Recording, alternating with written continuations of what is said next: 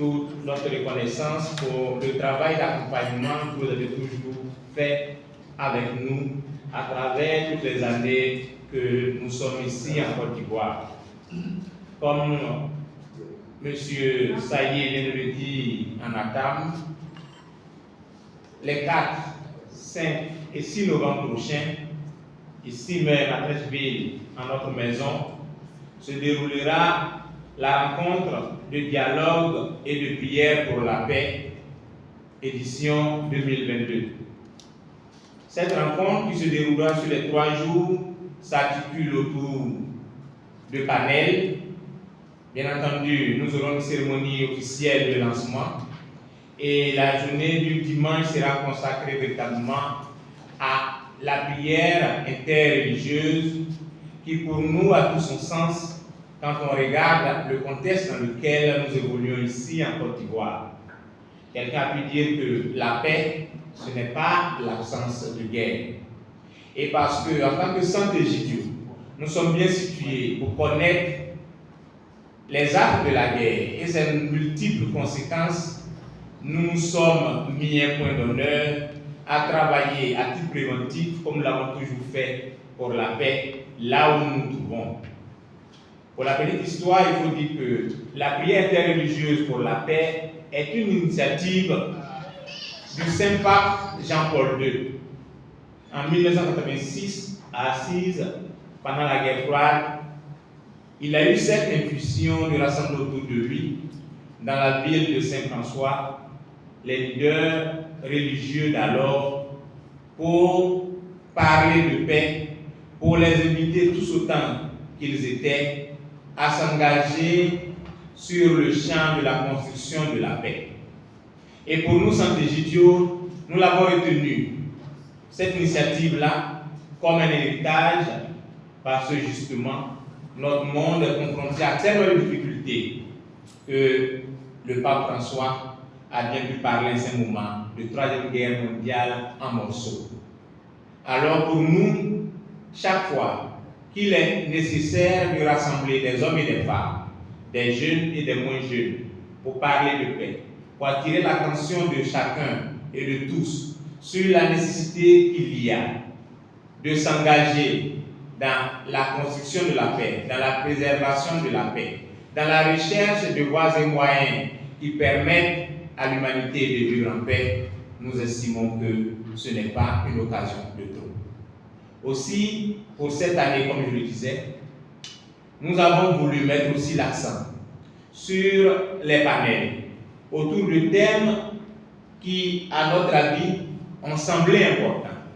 Le premier panel qui se déroulera suite à la cérémonie d'ouverture prévue pour vendredi 15h s'intitule Politique et religion.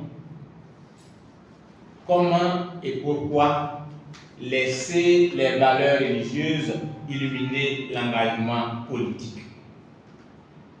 Ce thème-là, nous l'avons retenu parce que jusque-là, pour notre actualité récente, chaque fois que nous avons été appelés aux urnes, nous nous sommes rendus compte que ça a été des épisodes de violence.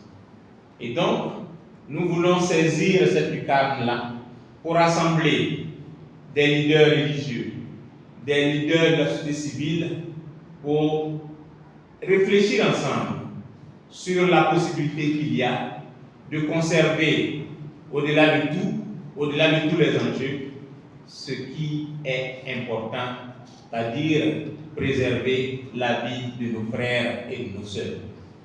À ce panel-là sont invités d'illustres personnalités que vous connaissez, je vais citer pêle-mêle.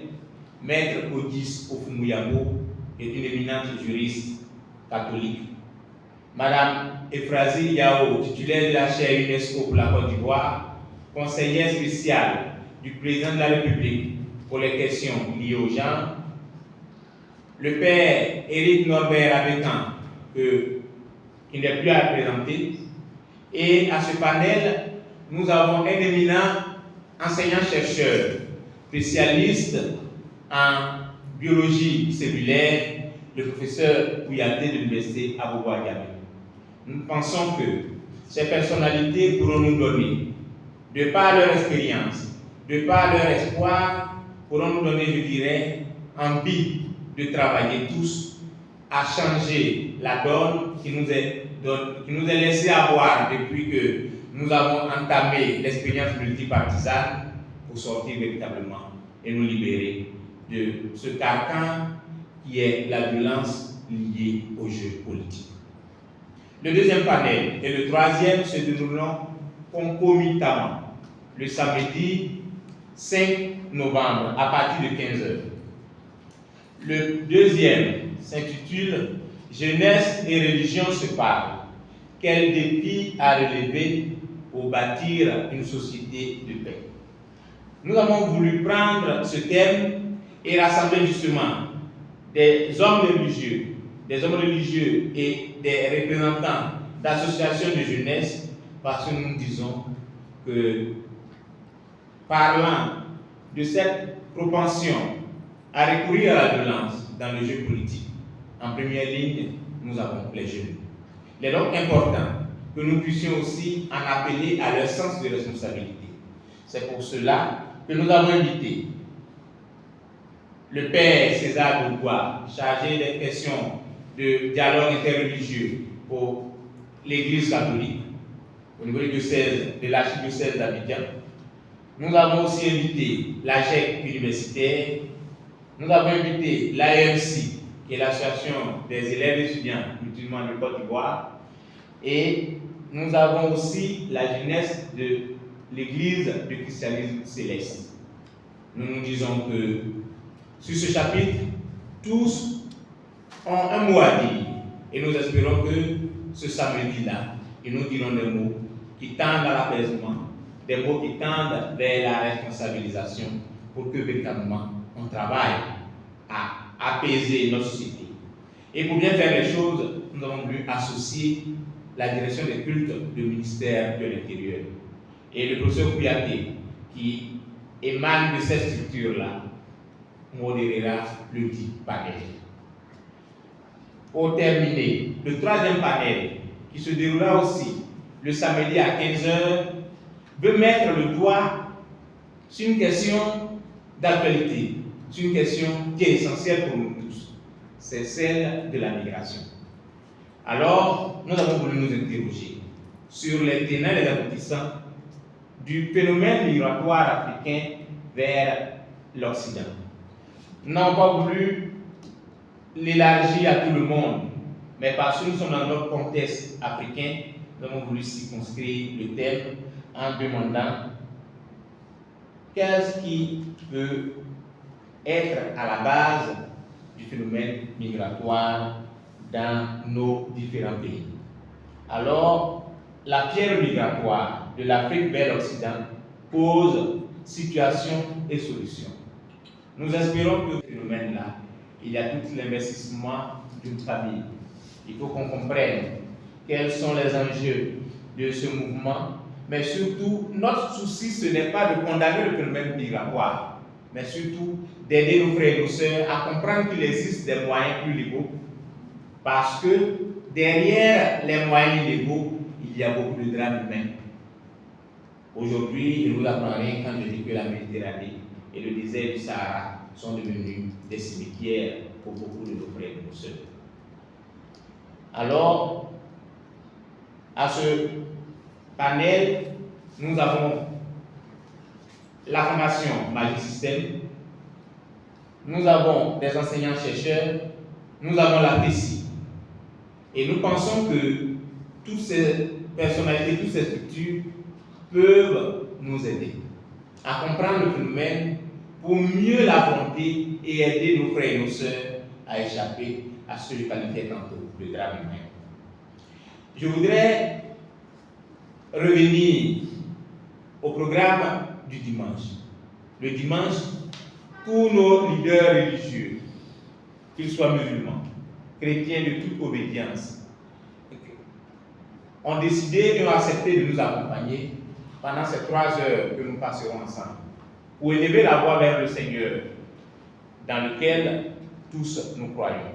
pour lui demander de mettre la main sur notre pays, mais aussi de se pencher sur la situation de tant d'hommes et de femmes poussés sur les routes de l'exil, par la violence induite par le terrorisme, par la guerre, par tout un ensemble de phénomènes qui ont besoin aussi d'être portés au Seigneur, parce que nous avons la conviction en tant que croyants que lui seul peut nous aider à trouver des solutions idoines.